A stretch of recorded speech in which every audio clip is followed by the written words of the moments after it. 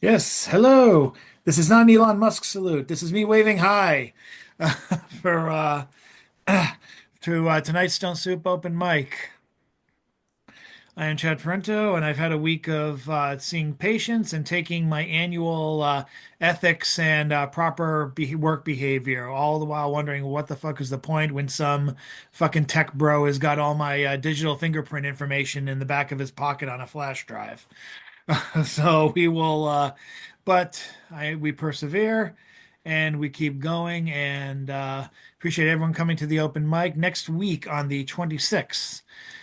We have Mega Sood, who is going to be premiering reading work from her debuting book, her newest collection, and I can't wait for that to happen. And hopefully, we'll be announcing future Stone Soup features for March and April. I may be in parts unknown somewhere in April, but I still would like to fit in an open mic for that week. But for every other week in April, I should be able to have a feature. But more on that as time goes by. I want to bring up the first person on the open mic, and thanks to everyone who came out. And our first person coming out for the number one spot. You could be a number one and not even know it. And this week it's going to be Marianne Honecker, who has a publisher for her Golden Shovel collection. I heard a little bird tell me, i.e., her Facebook status. Yes, I do. Um, the one I'm going to be reading right now is A Golden Shovel using Ocean Vuong's Torso of Air from Night Sky with Exit Wounds. And it's called Depth Perception. I'm not the hallucination you suppose, nor a ghost. I live inside your mind, you must know, like a life-size cardboard cutout. Do you notice depth perception's loss? Change will come after the bridge is mended. Your character to me, a sketch made from life, but for a novel. The snow fallen and coating the ground now. It's easy to see the innocence only.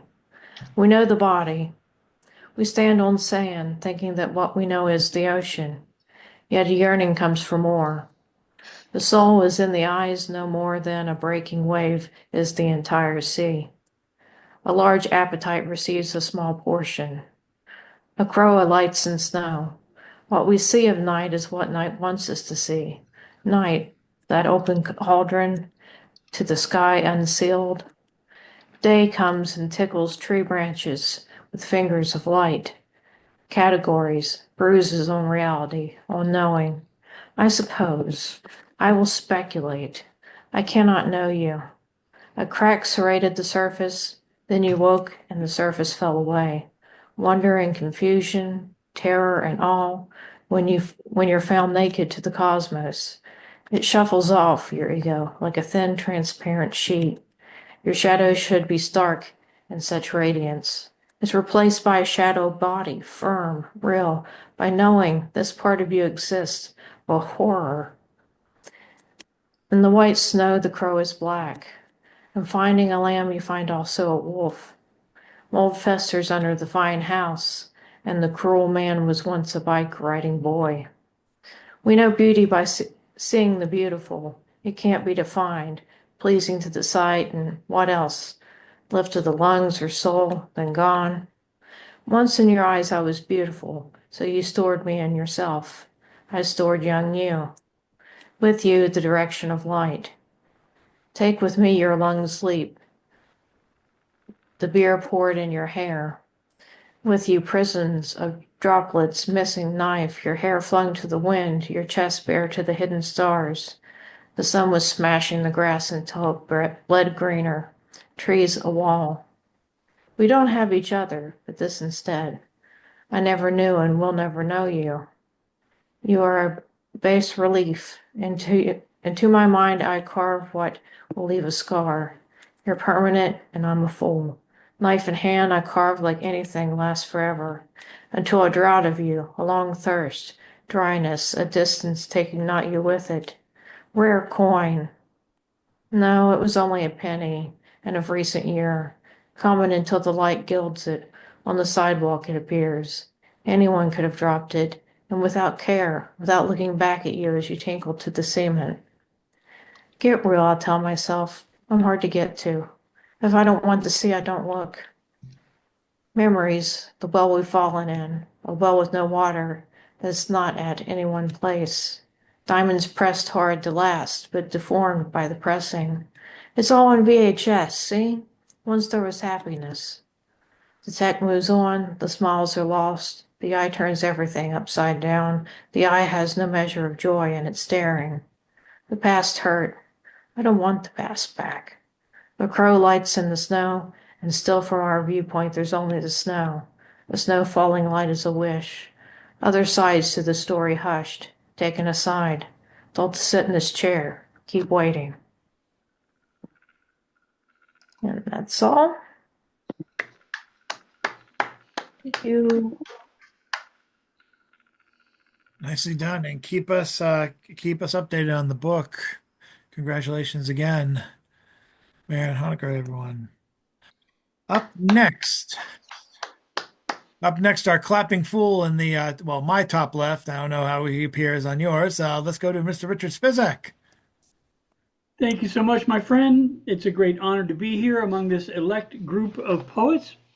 I'm going to do my political thing, but I want to pay a special tribute to the tech bros, the little X-Men who are overseeing a renovation. This is called the Cosmic Comic Bunch. Now, obviously, they can't secure their own website, but that's another story. They thought no more about it than a broken spoke. It's all just wheels and maybe gears, and either way, I like the yields. One can always hope. Subtract a few from over here. What's it matter? Geez, what, a liberal tear? Sure, maybe sometimes later if things go boom or maybe crater, no big deal. No, Freddie, I'm just go getting another room. No one expects the myriad ineffectual judicial rejections, the fetid federal injection from a nuclear tube might need oversight and require inspections even late at night. A second shift, hey, too bad, let her rip. There are indeed some places robots never choose to go. Don't you remember Fukushima, Chernobyl, 3 Mile Island? So maybe it's not your scene, huh? No time for Ripper Stripper, Die, Jim Beam. Well, who's excited? It isn't us. We've got our Diet Cokes and Doritos. Maybe with a little radioactive dust on our pizza crust. What's the fuss if it all goes boom? No biggie, chum, we'll just get another room. Except when every door seems to lead to another lead line glowing nuclear doom or something other. Some babies will start, but it's okay.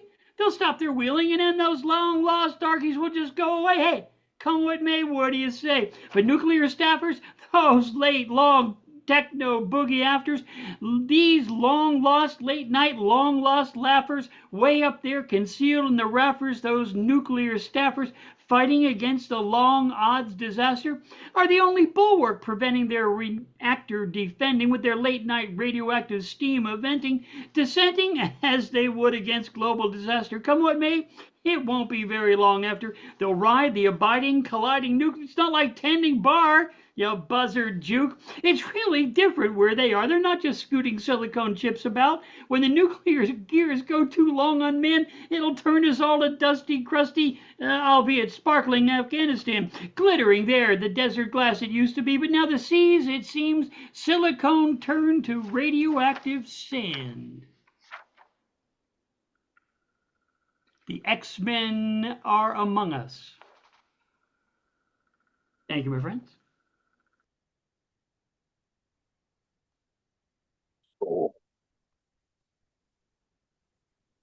Thank you, Richard.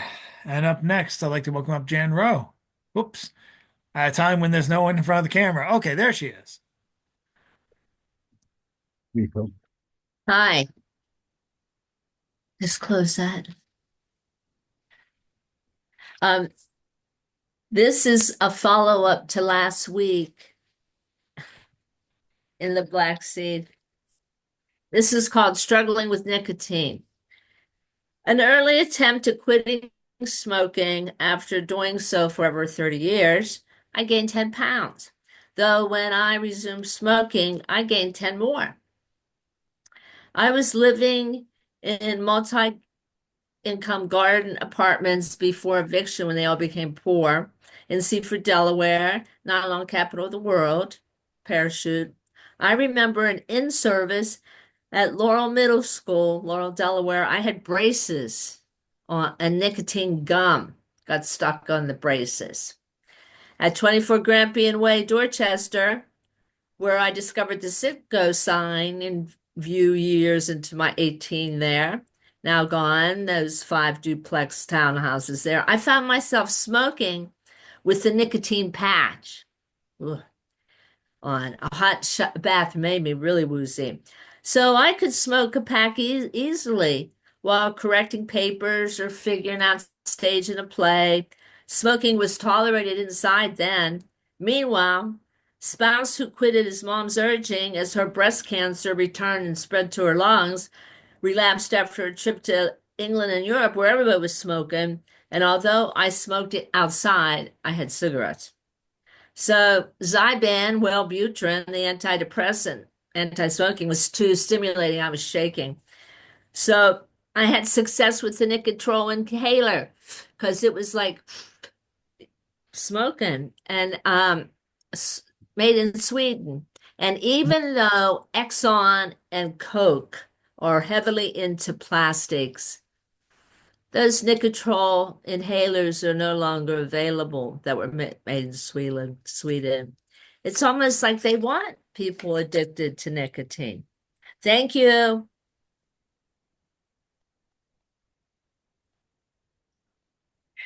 Thank you, Jan. And up next, undoubtedly a future feature on the strength of his book cover and the background alone. Let's welcome up Mr. Jon Wesick. Oh, thank you, Chad. Well, I have here in my hands a copy of my latest book of parodies, Reductio ad absurdum, and it even has a blurb by our own Bill Lewis. Let me read you a flash fiction piece from it. Bad Book Reports, The Great Gatsby. Nick Carraway goes AWOL from the French Foreign Legion to learn who killed his twin brother, Rick, an undercover narcotics agent. Nick impersonates his brother at an underground MMA tournament run by Jay Gatsby at his estate called Xanadu. Tom Buchanan is the guy to beat. He weighs 260 pounds and has 2 cobras tattooed on his pecs. He tosses his first opponent out of the octagon and ends up putting them in a wheelchair. None of this bothers Nick Carraway, who calmly watches from the sidelines while doing full splits. Now, Myrtle Wilson is smoking hot. Tom Buchanan overhears her mention how sexy she thinks Nick Carraway is. This makes Tom jealous because in spite of being married to Daisy, he's been carrying on with Myrtle for over a year. To get Nick out of the picture, Tom gives Myrtle's husband, George Wilson, some hallucinogenic powder to put inside Nick's mouthguard.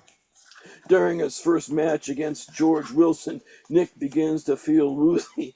Unable to see where George's punches are coming from, Nick takes a beating. When George gets Nick in a chokehold, Nick flashes back to a playground fight when his brother yelled, "Use the headbutt, Nick!" Nick headbutts George to get out of the choke, and then wins the match with a spinning back kick to George's face. Daisy Buchanan mistakes Nick for his brother and slips him a note saying the drug buy will take place at midnight. When she learned about her husband's affair with Myrtle, she became Rick's informant. That night, Nick sneaks out of the dormitory and runs to the pier where the deal goes down. After Tom buys the drugs, he hears Daisy's cell phone ring from the shadows. He, Myrtle, and his henchmen capture her and discuss how to make her death look like an accident. Nick Carraway comes to the rescue, dispatching Tom's henchmen with cartwheels, somersaults, and kicks to the face. Armed with a grappling hook, Tom attacks Nick, who uses a 2x4 a makeshift weapon. While the two slug it out, Daisy Buchanan defeats Myrtle using her superior BJJ moves. Just when Tom is about to win, he slips on a salted anchovy and impales himself on his own grappling hook. Jay Gatsby emerges from the inky shadows and reveals that he is an MI6 agent who's been trying to bust the drug ring for years. After thanking Nick, Gatsby loads the drugs into a speedboat along with Daisy and says he'll take it from there. Too late, Nick realizes Gatsby can't be British because of the way he pronounces schedule. Nick steals a bicycle to chase Gatsby's boat along Amsterdam's canals. Nick jumps from the bridge, but misjudges the distance as he lands in the water and clings to the speedboat's gunnels. Gatsby goes after Nick with a gaffing hook, but Daisy distracts him by throwing $100,000 worth of drugs into the canal. This allows Nick to climb on board and dispatch Gatsby with a half dozen kicks to the face. Daisy confesses her love for Nick's twin brother, but says she could never live with a man who doesn't eat bok choy due to her vegan diet. Nick explains that he's Rick's twin brother and that he never had a problem with bok choy or oyster mushrooms for that matter. The two move to Akron, Ohio and open a karate dojo. Bad Book Reports, The Great Gatsby. And that's how it happened. All right, well, let's follow up with the person who gave you your back book, your the back of the book quote with Mr. Bill Lewis, fresh off the completion of his Fran the Bee epic drama. Yeah, indeed. Oh, thank you so much. That was so much fun. I really enjoyed being able to do Fran the Bee for you. You know, I had lost the paperwork for it, and I had made a recording of it on a cassette tape. So I transferred the recording onto the computer, and then I turned on Zoom and I turned on show captions, and I played it over the computer, and Zoom wrote it all out for me.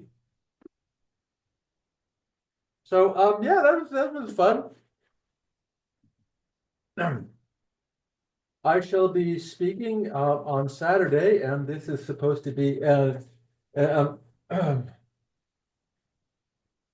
well, it's supposed to be a formal speech. I've done it, yes. A cool breeze flowed across the hilltops where we stood, huddled together against the cold, waiting for the great man to arrive. There was a stage erected on a football pitch around which we gathered, waiting with nervous anticipation. The entire village was there, along with anyone else who had heard that he was coming. We were all talking quietly, whispering as if not to disturb the spirits. From the neighboring ridges, we could hear the chickens, the goats, the sheep, the oxen. Ng'ombe in Swahili. They were all talking about him. The sun peeked out from around Mount Kenya, bathing us in light. The air was filled with the smells of farming, the crops, the dung heaps, the smoke. It's a sweet smell that pleases the soul. And then there was that special smell of 2, 3, 4,000 people all crushed together, waiting for the great man to arrive. Our leader, the man who struck a final blow for Kenyan independence, the Mzee, the venerated one, our president, Jomo Kenyatta. Someone spots a dust cloud on the far ridge. The red clay of the Aberdares throws up a spectacular display. A limousine, no, 2, 3 on our ridge, the neighboring ridge. The bodyguard stepped forward onto the stage, inspected, and Mzee Jomo Kenyatta steps forward. We go wild, screaming and yelling and jumping up and clapping and hugging each other, and the women were doing that thing that they do with their tongue, and it sounded like magic. He stood there, bathing in the adulation, and then he raised his fly whisk. Utter silence. Even Ng'ombe ceases their lowing. He paused, then saluted with those words that we have heard on the radio 1,000 times. In his deep resonant voice, he intones, Watu wa wote wa Kenya, people of Kenya, all people of Kenya. And we screamed and we screamed and we screamed. And then he told us all the things that we already knew he was going to say. The stuff that he always said, how proud he was of us, how we were the ones that he admired for building Kenya into the most prosperous, most democratic, most successful country of sub-Saharan Africa, how we, the farmers, the fishermen, the teachers, and us, the Peace Corps volunteers, we're all part of building this glorious democracy together, and have never felt so proud in my entire life.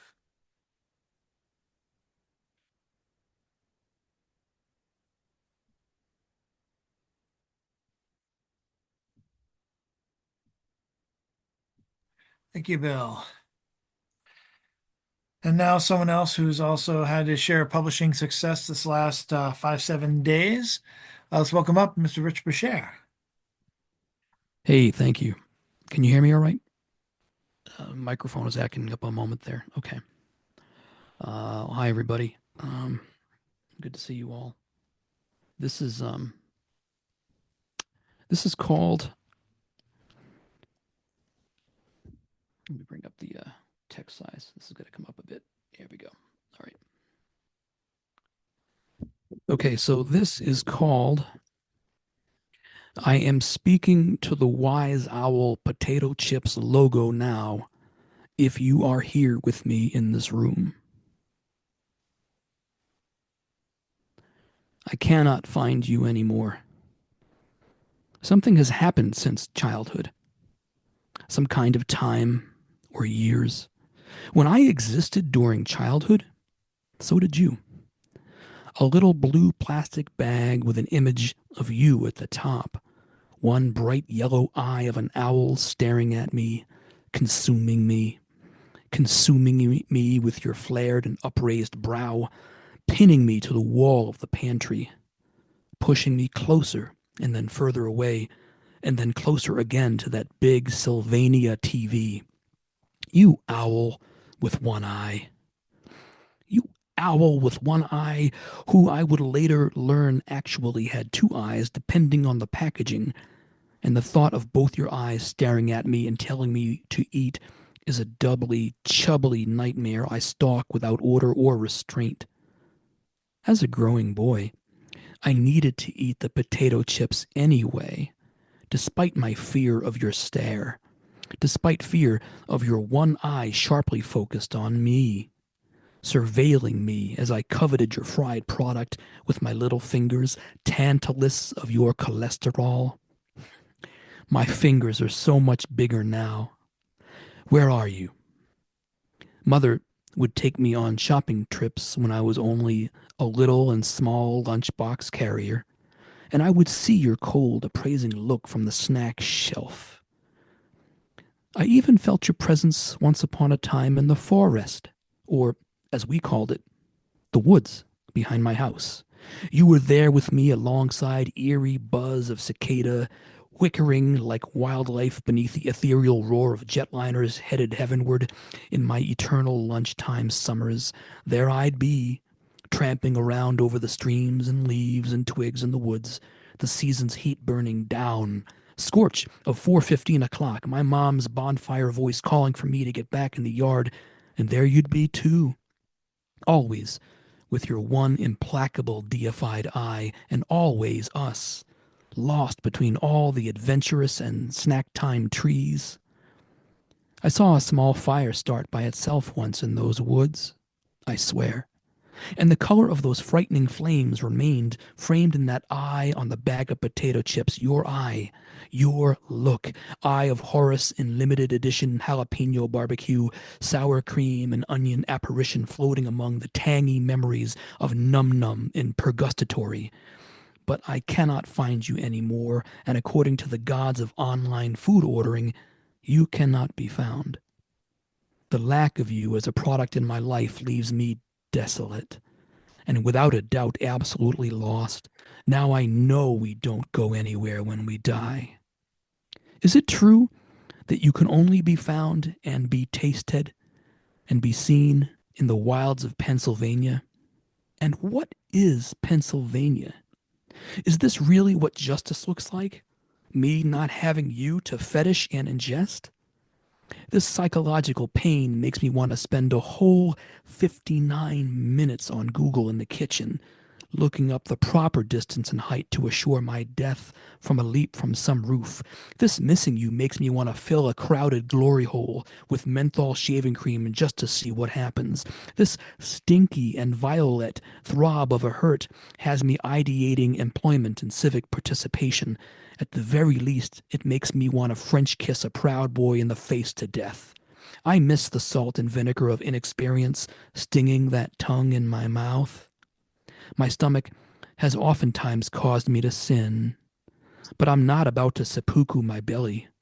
Baleful eye of the wise potato chip owl, if you are here with me in this room, I know that you contain one or more of the following: corn, cottonseed, sunflower or canola oil, and salt, and I hate that I've grown older. I remember how each bite tasted like wishing the clock would stop right there for a while, for as long as it would take to make summer and burn and salt and crinkle and flame and blue plastic last for always. I've shut the lights off in here. I've lit the appropriate amount of candles, and I put my cell phone in another room so it can't catch me in the act of independent thought. And with that said, I now use all my open mic and trauma bravery to tell you I no longer fear the burn of your glare, and I command you to be available where I now live as an adult, so that I can buy you at that place we call supermarket, so that you can look at me from the open top of a paper bag again, so that I can feel the chip dust blow in my face again as I tear you open in my hunger while you stare at me and not say anything, so that I can consume you once again. Thanks.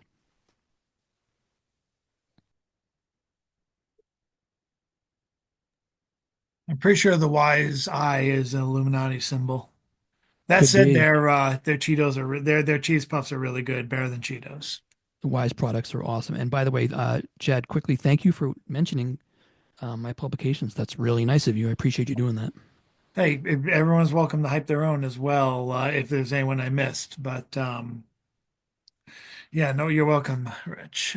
We have up next someone who actually has his own flash fiction collection coming out. Actually, is out now. Ask him about it. Dan Floor the third, past Stone Soup feature, and if he's ready, he can read right now. How you guys doing? Let me turn my camera on real quick. Okay. This is called Postcard from My Sickness #1. Dear James, you're right in the other room, but in this sickness you're very far. The angels are tickling me. I have the Phillies on the radio. The white noise of the ballpark and the relaxed voice of the play-by-play announcer as the pitches come in are my own personal field of dreams. It passes through my ache with calm. Tulip is taking care of me, laying with me and purring my trauma away. The strokes of this pen easing me as though I am caressing you with every word. And I can already sense you reading this with your holy pity for my condition, with heavy marble blue eyes about to cry. Just remember how sweet the grass was in Hershey and how sweet those long ago days unfurl in front of you. I can't say things will get better, but I'd like to. God is here with me when I cough and tremble, and I feel him in his mercy. I hear his prayers to the Father on my behalf as sugar nursery rhyme dreams that I taste on my tongue. Heaven is always there, James, even in the midst of these fires from hell, burning us both alive in our separation. Hold on to your cross tightly, your loving husband, Dan. Nice work. Thank you. And I'll try and post the book later on for because I'll try and grab that later on this month. Glad to have you back here, sir. Thank you. And thanks for saying about the book. I appreciate it. I saw one of your excerpts. I think RM is highlighted over at Dead Man's Press. So I'm interested to read more. Yeah, he's got a new one out too. I know I can't keep up now. It's not even April yet. Like what the fuck? But hopefully, hopefully I'll be able to grab them all. Well, that's great. Thank you. And up next, I'd like to bring up Rita Rusty Rose. Thank you, Chad. This is a pantoum from Flower Poems, Personalities in Bloom, Geranium. Sylvia Plath wrote, Armpits stink of geraniums. Your flower is a wonderful sight. People garnish salad with your petals. From spring to early fall, you delight. Your flower is a wonderful sight, but with poet I agree. Your scent is not for me. From spring to early fall, you delight. Filling pots on my porch, comfortably you sit. But with the poet I agree. Your scent is not for me. People garnish salad with your petals. Filling pots on my porch, comfortably you sit. Sylvia Plath wrote, Armpits stink of geraniums.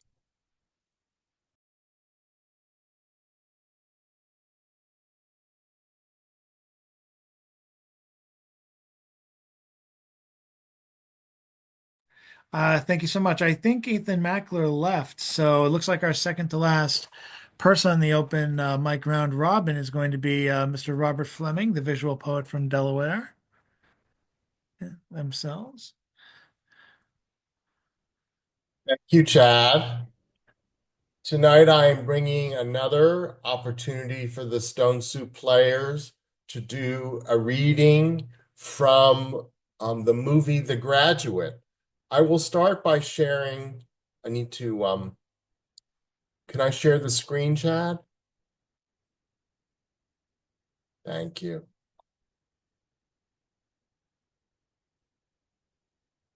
Thank you.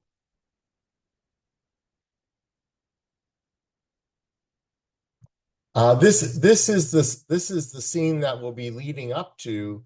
It is a scene with two characters, Ben, who is a very naive college graduate, and Mrs. Robinson, who's a very experienced jaguar. And this is the scene where Mrs. Robinson lets Ben know that she is available to him at any time. So we need to have two volunteers for characters, one person who will be reading Mrs. Robinson, and the other one who will be reading Ben. So I was Ben the last time, so I'll be glad to do Ben again. Okay. Hello, And we need Wesick, our old Ben. Sorry. so we need a Mrs. Robinson.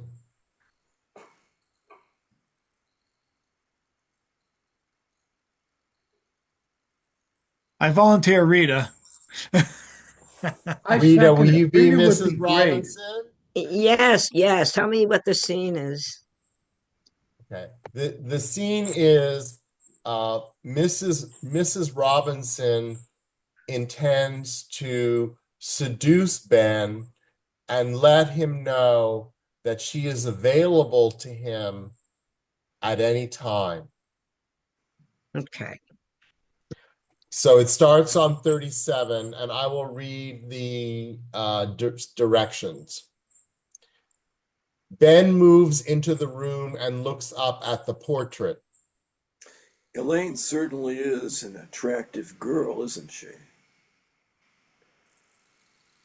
In the BG, Mrs. Robinson watches him. I don't remember her as having brown eyes. Benjamin, Yes? will you unzip my dress? He steps back. I think I'll go to bed. Oh, well, good night. Won't you unzip my dress? I'd rather not, Mrs. Robinson. If you still think I'm trying to seduce you. No, I don't, but I just feel a little funny. Benjamin, you've known me all your life. I know that, but I'm... Come on. She turns her back. It's hard for me to reach. Ben reaches forward and pulls the zipper down. Thank you. Right. Ben walks towards the door. What are you so scared of? I'm not scared, Mrs. Robinson. Then why do you keep running away? Because you're going to bed. I don't think I should be up here. Mrs. Robinson lets her dress fall to the floor. Haven't you ever seen anybody in a slip before? Yes, I have. But I just look, what if Mr. Robinson walked in right now? What if he did? Well, it would look pretty funny, wouldn't it? Don't you think he'd trust us together? Of course he does, but he might get the wrong idea. Anyone might. I don't see why. I'm twice as old as you are. How could anyone think? But they would, don't you see? Benjamin, I'm not trying to seduce you. I wish you'd... I know that, but please, Mrs. Robinson, this is difficult for me. Why is it? Because I'm confused about things. I can't tell what I'm imagining. I can't tell what's real. I can't... Would you like me to seduce What? you? Is that what you're trying to tell me? I'm going home now. I apologize for what I said. I hope you can forget it. But I'm going home right now. Benjamin walks out the door and down the hall. The camera pushes with him to the door. We see the entire stairway and part of the downstairs hall. Ben gets to the stairs and starts going down. Benjamin, Yes, will you bring up my purse before you go? I have to go now. I'm sorry. Mrs. Robinson walks into the hall. Her back is to us. She's holding her dress in front of her. I really don't want to put this on again. Won't you bring it up? Where is it? On that chair in the hall. She Mrs. walks out of the Robinson. shot. Mrs. Robinson. I'm in the bathroom. Well, here's the purse. Could you bring it up? Well, I'll hand it to you. Ben starts back up the stairs. Come to the railing and I'll hand it up. Benjamin, I'm getting pretty tired of all this suspicion. Now, if you won't do me a simple favor, I don't know what. Ben appears as he slowly climbs the stairs. I'm putting it on the top step. For God's sake, Benjamin, will you stop acting that way and bring me up the purse? Ben gets to the top of the stairs and starts slowly down the hall. I'm putting it here by the door. Will you bring it into me? Rather not. All right, put it in the room where we were. Right. Ben walks quickly into Lane's room, crosses to the bed and puts the purse down. As he starts to turn back, he looks up at Elaine's portrait. There is a movement reflected in the glass of the portrait. He turns quickly. Mrs. Robinson, naked, is shutting the door to the bedroom behind her. Oh, God. She smiles. Let me out. She turns the lock on the door. Don't be nervous. Get away from that door. I want to say something first. Jesus Christ. Benjamin, I want you to know I'm available to you. If you won't sleep with me this time, Oh, my God. if you won't sleep with me this time, Benjamin, I want you to know you can call me up any time you want and we'll make some kind of arrangement. Let me out. Do you understand what I said? Yes, let me out. Because I find you very attractive at any time. Thank you. That was the cold reading from The Graduate. And I thank our two readers today, Rusty Rose, who was our Mrs. Robinson, and Jon Wesick, who played Ben. The original movie was directed by Mike Nichols.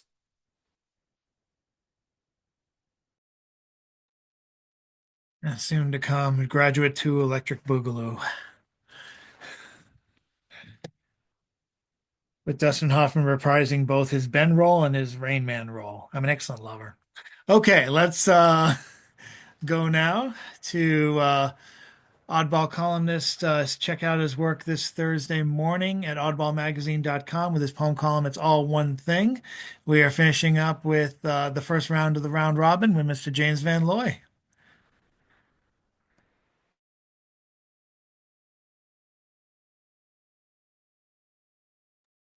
Hi, there we go. Okay. This is a poem called Yesterday. Yesterday, I had to stop my regular routine of attending MANA events 4 times a week and take time off to get out my annual endeavor to send cards to my immediate surviving family, enclosing into the Van Loy cards a translation of a passage from my great grandfather's cousin's novel about growing up in Haarlem, Holland, Wieshuis orphanage, a description of the Prince Verjaring Tag parade circa 1869 or 70 that describes the Hussars squadron, of which we have a picture in family of my great grandfather, Willem van Looy, who my father's uncles and great uncles, who I remember, would have remembered and was famous to them for his great attention to order in every detail. In fact, my father referred to them as a martinet and and my great uncle Freddie told how as a child his father was so stubborn about some point of order at work at the gas factory where they made coal into natural gas that he was demoted and lost pay. But in his cousin's novel, the young orphan Yap describes the Hussars unit of Haarlem, Holland, of which my great grandfather was the member for years. So we have a picture of him, a young man in full dress uniform, stiff standing there, looking straight at us. And as I write cards and I tell this story over and over in my mind, I'm confirmed in Galukic good fortune, luck, to see my ancestor riding through hometown on a lovely horse in a brilliant red blouse. And here's a song for you. If you're going to San Francisco, be sure to wear some flowers in your hair. If you're going to San Francisco, you're going to meet some gentle people there. For all those who come to San Francisco, summertime will be a loving there. In the streets of San Francisco, gentle people with flowers in their hair. All across the nation, such a strange vibration, people in motion. There's a whole generation with a new explanation. People in motion, people in motion. For all those who come to San Francisco, be sure to wear some flowers in your hair. If you come to San Francisco, summertime will be a love in there. Summertime will be a love in there. Thank you.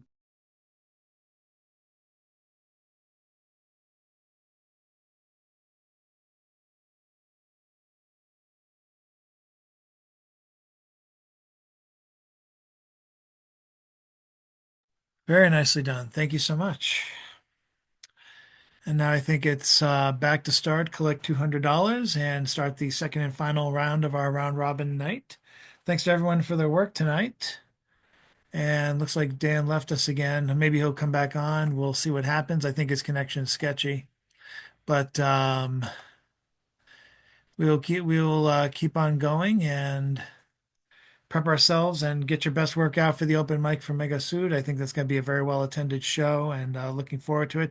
Patricia Kerrigan sends her regards. She says she's going to be back next week.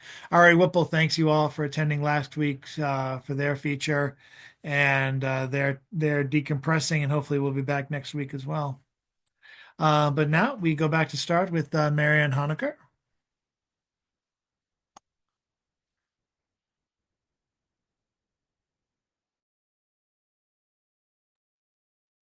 Okay, let's see here. This poem is a golden shovel using lines from Tony Hoagland's Autumn from Turn Up the Ocean, which was his posthumous collection. It's called This Single Unfolding. This single unfolding. The leaf unlatches from the tree, but the tree remains. Invisible as the wind shaking branches, shoving clouds. Barely noticeable, a pheromone touches my nose, and my mind leaves me. All in the brain chemistry, love revises me. Trees, rooted and solid, can be left tilting by the unseen. The spirits gather themselves, sway by the window. They come forth without an eye knowing it. Forest and ocean, each tree, each wave rearing back has a spirit. We are together in this single unfolding of God's face. This mist on the right side of your temple, a kind of prayer.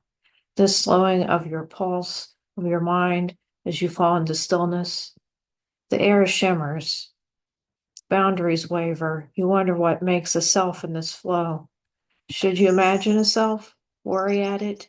Be righteous? You sit at the table, able to distinguish your chair and able to write with your pen. How do you learn to find your edgelessness? You cannot add self.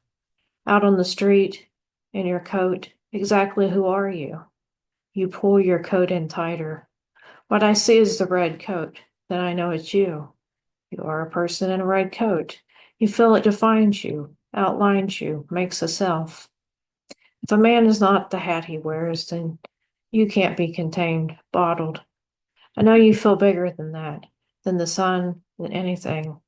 You are a dust mote, you are the light, you are the window and the tree behind. Might we live like this is so?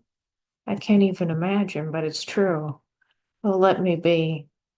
If I sit very still, I'm able to feel and join the flux, to expand to the size of a star. This you cannot see.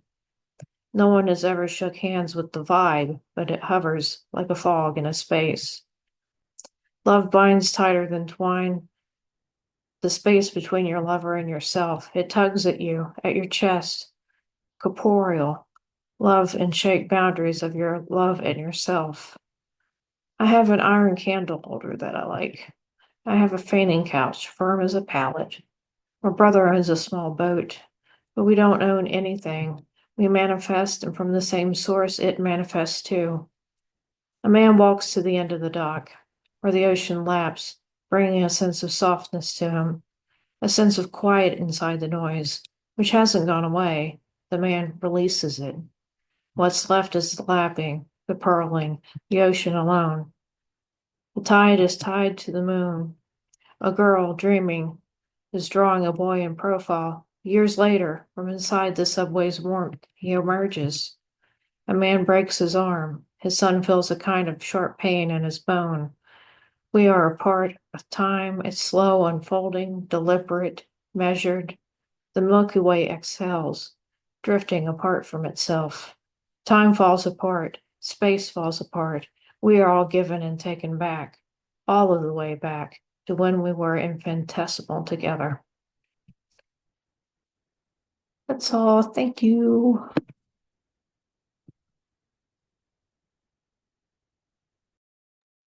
Thank you.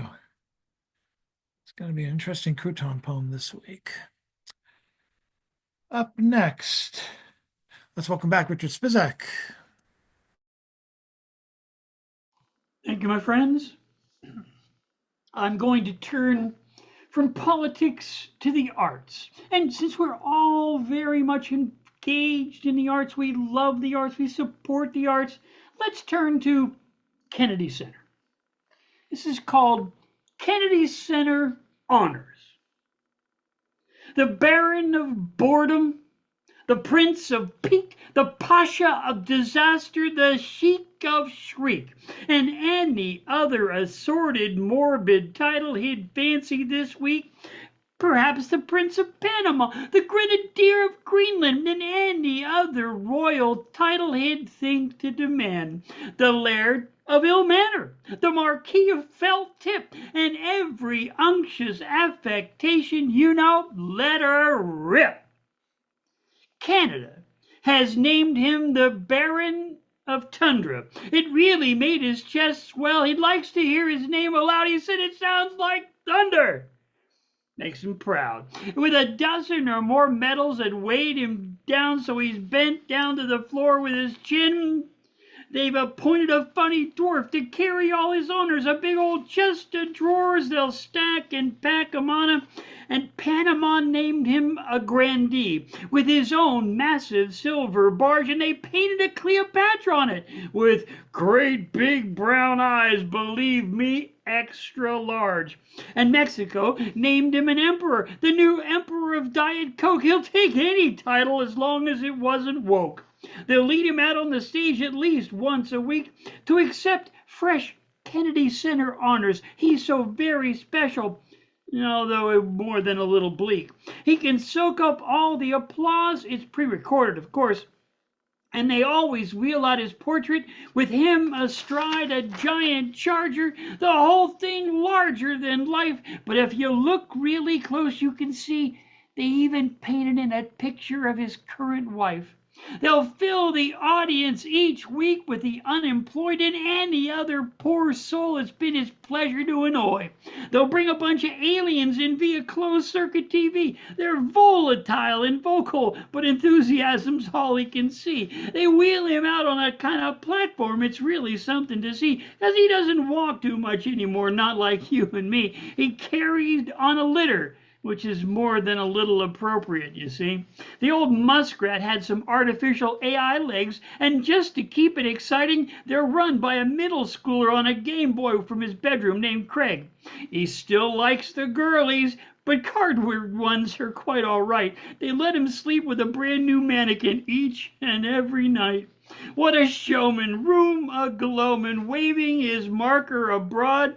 See him frame, oh, all he's claimed, his name and fame unprincipled, embarrassing crime. It's all so out in the open, there'll just be no denying.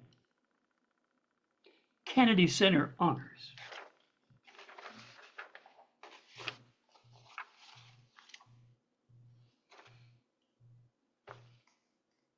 Thank you, Richard.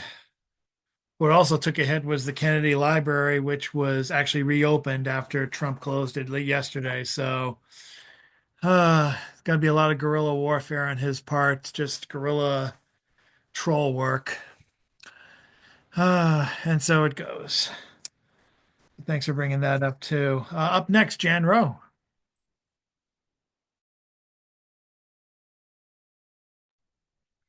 Hi. This is going to be in the Black Seed Weekly next week. It's called Composure. Bursting into, dissolving into. Why are you crying? Blubbering's the worst. Why aren't you crying? I'm thinking to reply unkindly. My picker poet prophet husband says them poke him in the eye, and I say, honey, that's not very nice. Sixth period was a very difficult class.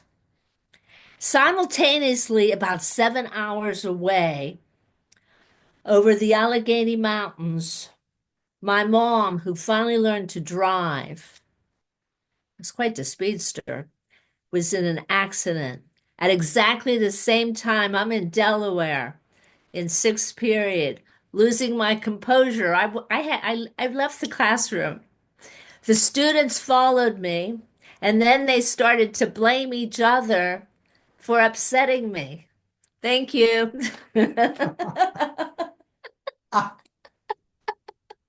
Oh, Dems the breaks. And the publication, Rich, he had asked where it's got to be in the Black Seed Writers Journal. That's a local writers group, and they put out their own. I think it's a weekly journal now, isn't it? Good Lord, that makes me tired just thinking about it. I don't know if they have a link to the Black Seeds website. I think it's totally like guerrilla to the point they don't have a website. But Jan, if you want to chime in.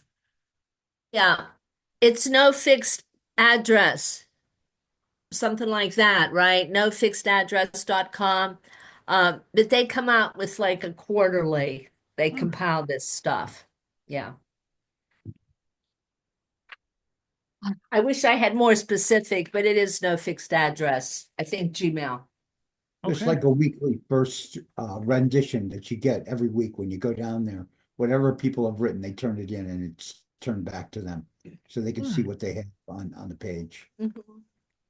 Someday I'll have to take a look at this publication again. I think the last time I saw it, we were meeting at the church in Park Street.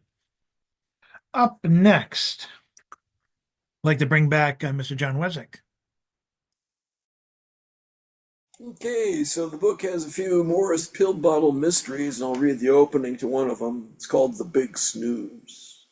Never play three-card Monte with a llama, especially one wearing a pink bridle and straw hat. The dealer tossed three cards from hoof to hoof. They came to rest face down, and I pointed to the middle one. He turned them over, and the queen was on the left. One more try. The llama sipped yerba mate through a metal straw, turned the cards over, and slid them on the cardboard box. Just $5. I pulled my earlobe. On the prearranged signal, the vice squad moved in. A cop the size of a linebacker tackled the llama and used 3 pair of handcuffs and a half dozen zip ties to disable him. But that didn't prevent the officer from getting a juicy tablespoon of llama spit in the eye. When the cops shoved the llama into the police car, they banged his head on the roof, much like a frustrated cook would pound a bottle of Damson plum ketchup on the counter to free the last stubborn drops. I knew budget cuts made the situation in Bay City Zoo bad, but never would have guessed it was this desperate.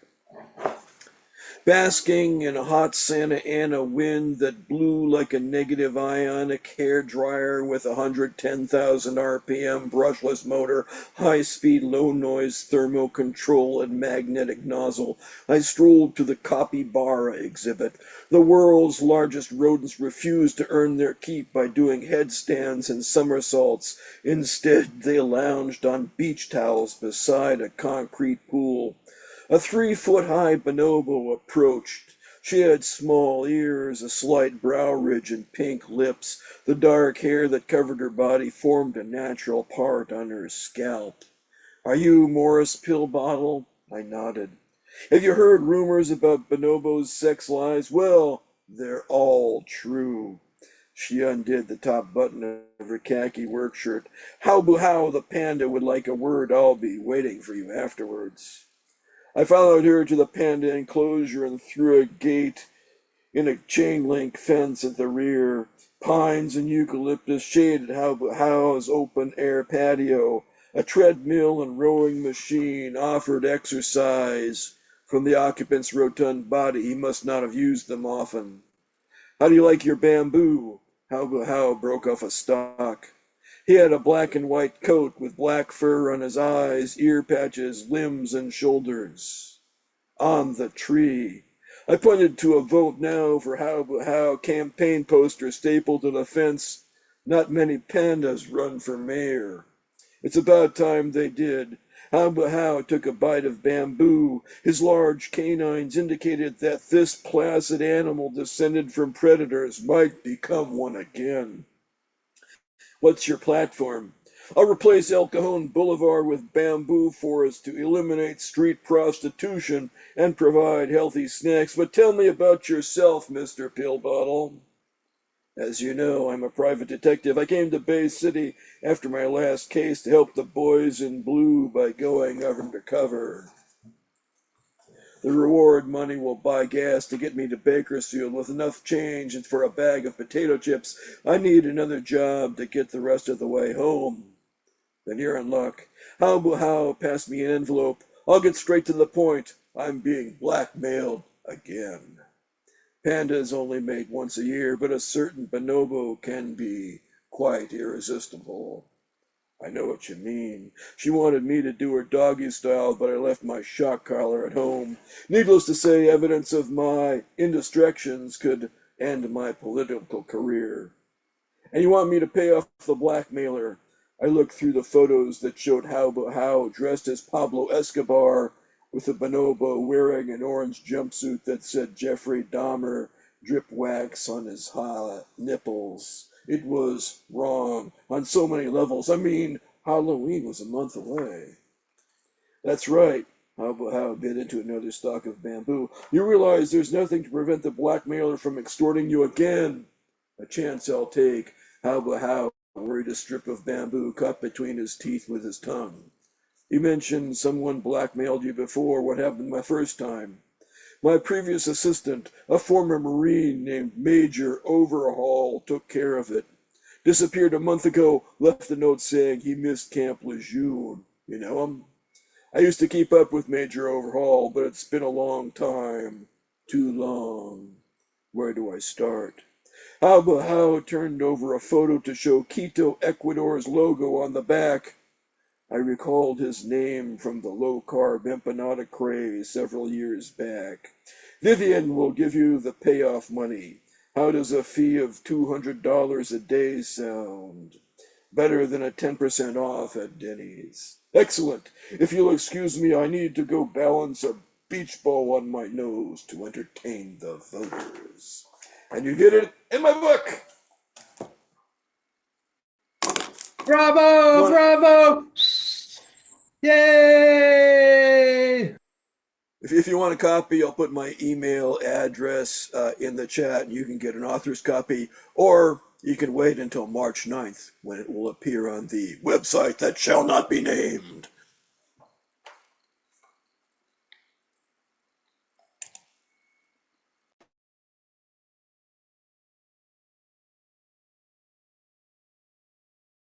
Up next, Bill, you might as well turn your mic on. You're up next.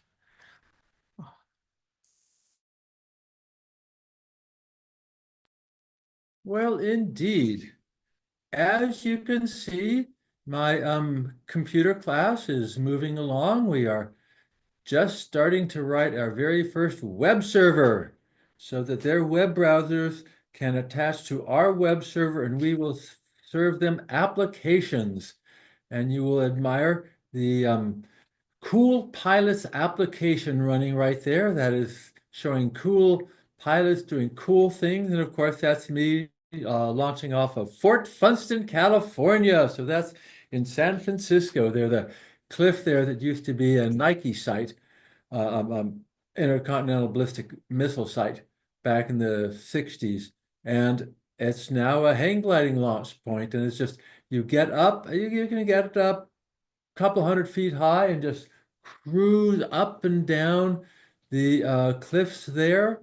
On a good day, you can make the jump and go all the way to Half Moon Bay, which is, I don't know, like 50 miles. I've never made it. I've only flown around that part. Anyway, I just thought I would show off. And I love my students. I have so much fun teaching. I'm so blessed that I get to spend my time.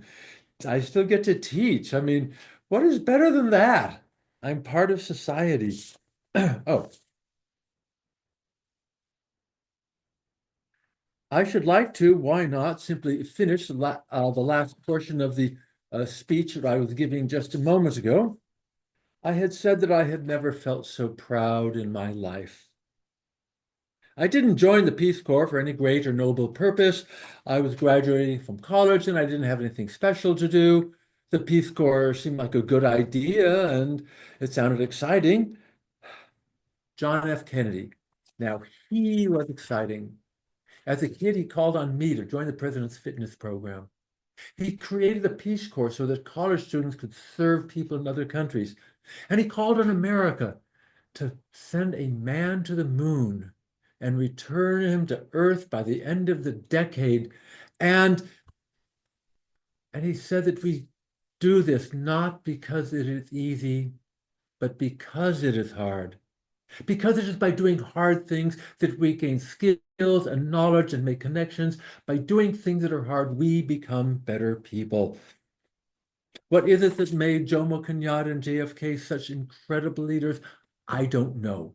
There are plenty of men who had more connections, more money, more experience, and yet Kennedy and Kenyatta could make people's hearts sing. And both of them called on us to do our duty, to be our better selves. I taught high school in Mandera, Kenya, right on the border with Somalia and Ethiopia. I didn't think I was doing anything particularly special. Had a great time. I love my students. I love my fellow teachers. I learned to love camel meat. But to the people of the desert, I was like a minor deity. I had traveled halfway across the world to teach their children, to help them get the skills that they needed to deal with this strange and modern world. And to this day, I am part Somali because of this, and they are part American, and we love each other. This then is my admonition to you. Do you wish to become leaders? Do you wish to make a difference in the world? Then do what is hard. It barely matters what you're doing, whether you're doing business or politics or music, only that you study this thing, you involved in this thing, you put your brain and brawn into this thing, you become the expert that others turn to for advice, for assistance, and for leadership. I leave you with John F. Kennedy. Ask not what your country can do for you, ask what you can do for your country.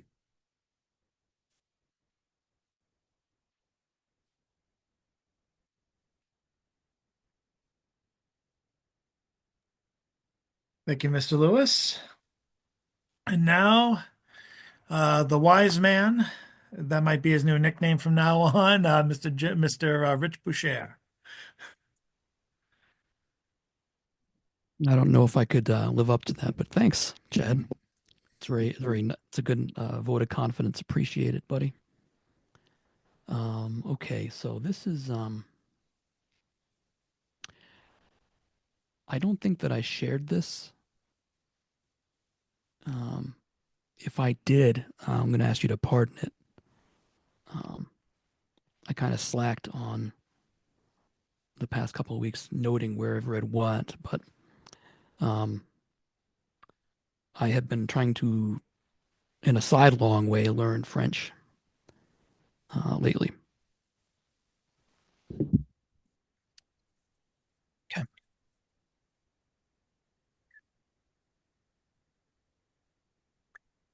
And this is called Conversations Are Inescapable and Pretty Traps. Or, this is how Duolingo thinks real people talk to each other.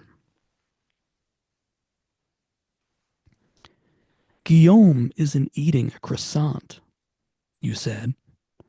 He's eating a pizza. And I, in response, for no reason I could figure out, I told you good afternoon and I reiterated my first name. It was as though we'd both just arrived to and from the planet Earth. We spent the next lovely half hour debating the relative decadence and tastiness of croissants versus pizzas, and also whether or not my first name was really my first name. We went back and forth on that for a bit. Then the conversation took a bizarre turn with you asking me repeatedly if I was a horse, or a squirrel, or a cat. And I thought to myself, aren't you able to see me? You aren't entirely to blame, though. I was the one who, speaking of awkward exchanges, was careless enough to accidentally tell you that I hope I don't die soon, that I once ran over someone and didn't go back to see if they were all right, that I once spied on a woman undressing in a public pool restroom because I was 9, and when you asked me if I meant what I said comme ci comme ça, as if that was some kind of an answer. Even now, I still don't understand why you introduced yourself to me 4 times in a row, but I feel that you must be worth all of this, because I kept telling you my name in return. I thought 2 people could only be introduced to each other once in this life, because after that moment, they're just supposed to know, which goes to show what I know. Later on that night, you told me that the moon looked beautiful. And because you said that, I had to verify whether or not you were American. Tu es American? The thought of asking you what country you're from out loud sounds stupider and stupider the more I think about it. Tu es American? Tu es American? What does that even matter, where you're from? I wanted to tell you that the moon was not quite as beautiful as you, but my lips kept telling you to have a good night. Bonne nuit. Tu es American aussi. Bonne nuit.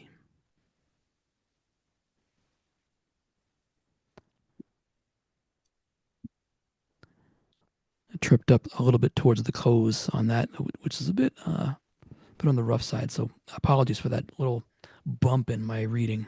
No worries. No worries, and thank you. And check out the Dope Fiend Daily for his publication, which I have to admit I skimmed. I skimmed as he was. Jon's response. Yeah, sorry, Yeah. Dis donc, où est la bibliothèque? I still remember that from my high school French class, and I actually Googled it just to make sure I got the spelling right, and I'm not the only one. I guess Dis donc, où est la bibliothèque has been torturing French students from all Yeah. over the world. Yeah, I memorized Où est la salle de bain, or where's the bathroom, because you got to know that one. Chad, thank you for putting the post for today's publication. I appreciate that. I didn't realize. I didn't realize until now it was a tribute to. It was a tribute poem for Valerie Loveland. Valerie Loveland, she's just wonderful in her own right. One time I was in the Saturday night Garage Poets reading, and she goes there all the time, and I go time to time. She we did a round robin where we submitted unsigned poems, so we didn't know whose poem we were getting, and she guessed mine because it had abrupt violence in the poem, and she told me jokingly after we had all done the examination that she knew it was mine because I'm always putting incidences of violence in my poems. And so for her, I wrote a poem that is just entirely all the way through just incidences of violence, just for her to enjoy. Know your audience. Have you ever written a poem without any violence at all? Absolutely, I sure have. Okay. It's you know what, Bill? It's funny that you might ask that because I do enjoy depicting randomized and seemingly non sequitur moments of minor violences in poems, just because I think of people as little toys to put in a diorama play box to pose together in my work. But I mean, honestly, it's just like, I mean, you know this, it's got to be dictated by the poem, right? If the poem wants it or not. Oh, the poems want it. Okay. Let's go now to Dan Floor, who was able to join us again. Hey, sorry, my phone kept dying. No worries. This is called Bullshit Insurance. I went nuts in 2017, had some kind of bullshit insurance with bold lettering on the card that read, includes dental.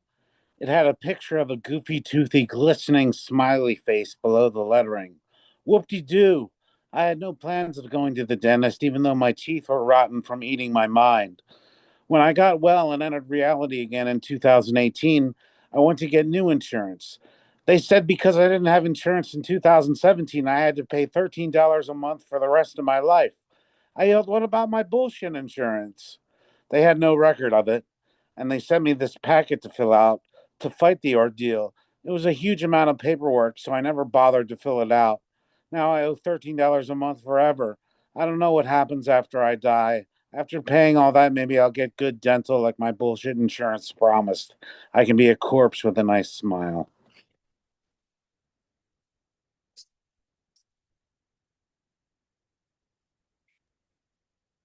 Bullshit insurance.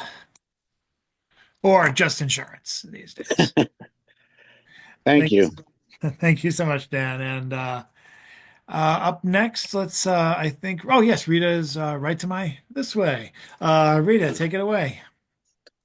Shrooms. Two for tea.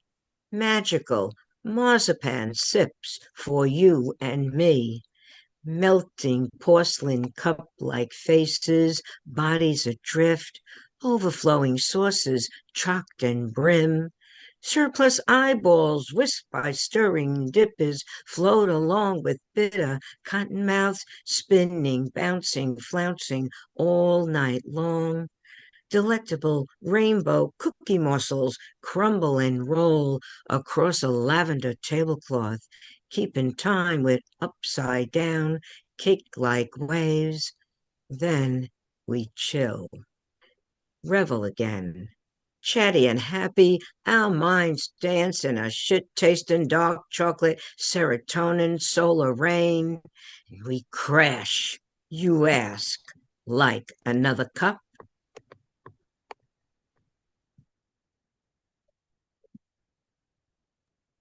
Boom. Thank you, Rita. And now, is it going to be another Stone Soup Players moment? Let's go now to director Robert Fleming.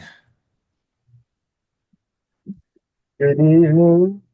Now I'm going to come to you as a visual artist and share some recent digital art I did about the largest animal in the ocean, the blue whale.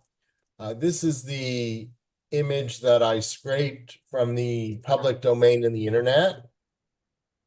And then here is my study of the whale. I did about maybe 20 different filters. And then I picked the ones I liked the best and that I would display in an art gallery or try to sell.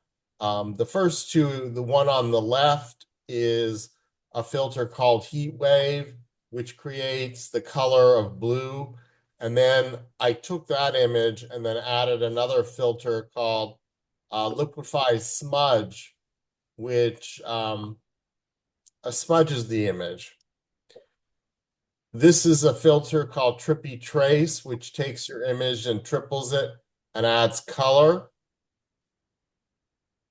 And then on the left side is a filter called Trippy Opal, which also cuts the image. And then I further added the filter Liquefy Smudge for the one on the left so you can see how it would change. And then I was thinking about a whale pod that whales usually swim together. I was in an art show this summer where one of the artists displayed stalks of grain, and he created one frame which had three different vertical sections and dividers. So I think I might do that for this whale, these whale pictures. And here is a more typical motion of the whale where they're swimming together in where they're horizontal. And these were my other whales I created. And thank you for letting me share my whales. And I'm happy to announce that Old Scratch Press will be featuring at a Scott open mic, Blot from the Blue, in either August or September. And that will be the press's second feature on the continent of Europe.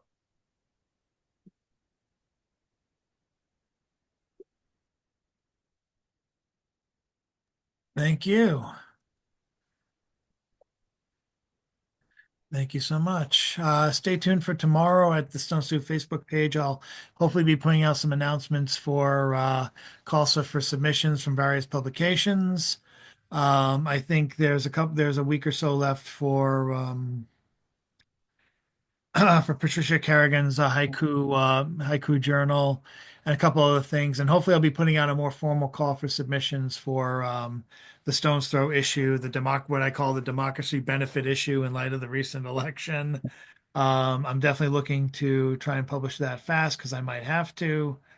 But oh, thanks for the link.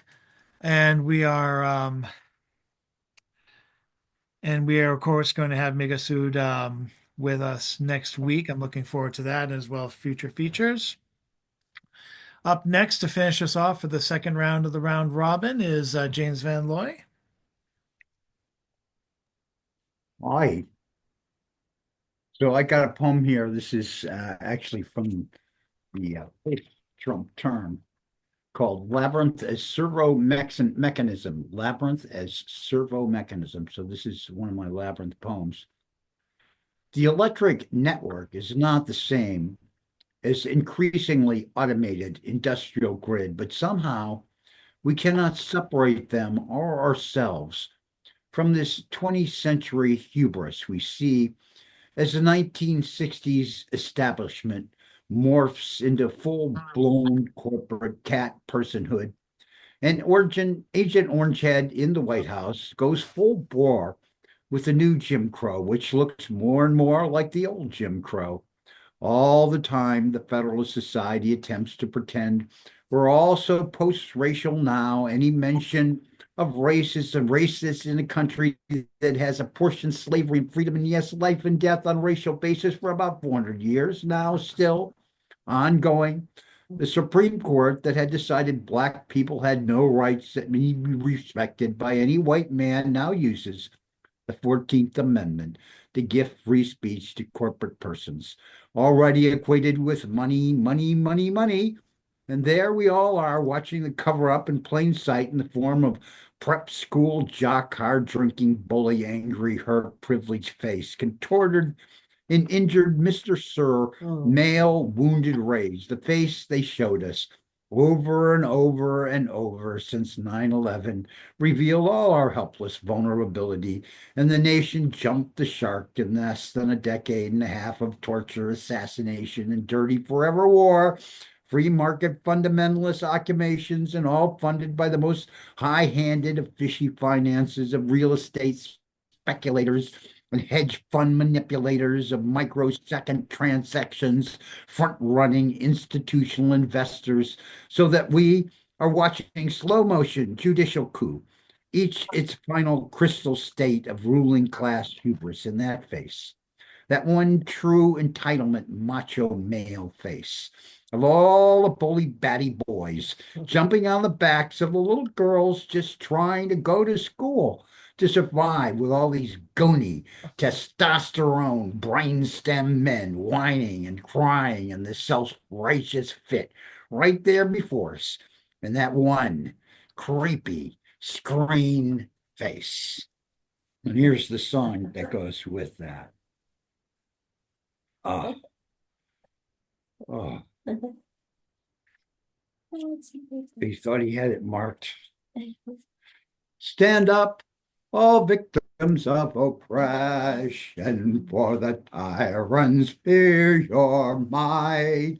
Don't cling so hard to your possessions, for you have nothing if you have no rights. Let gracious ignorance be ended, for respect makes empires fall. Freedom is merely privilege extended, unless enjoyed by one and all. Let no one build walls to divide us.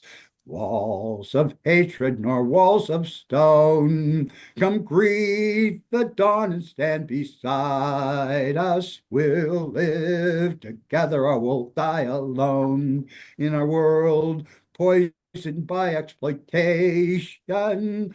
Those who have taken now they must give and end the vanity of nations.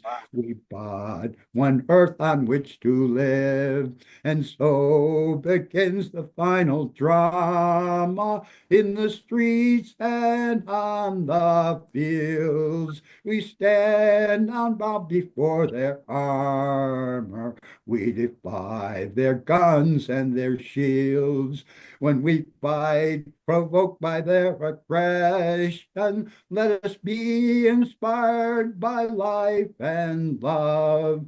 For though they offer us concessions, change will never come from above. Thank you. Have a good week.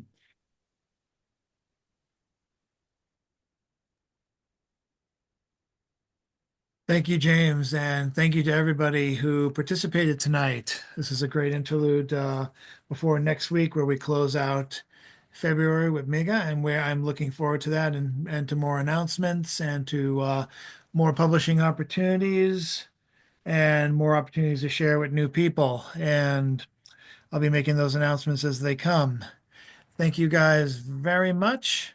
I have a bunch of laundry to do, but I don't have much else to add to announce other than what I've already done. So, obligatory wave to everyone, and can't wait to see you guys next week. All of you, hopefully, and times two. And hopefully, some friends will be coming back. So, again, thank you guys very much. Take care of yourselves.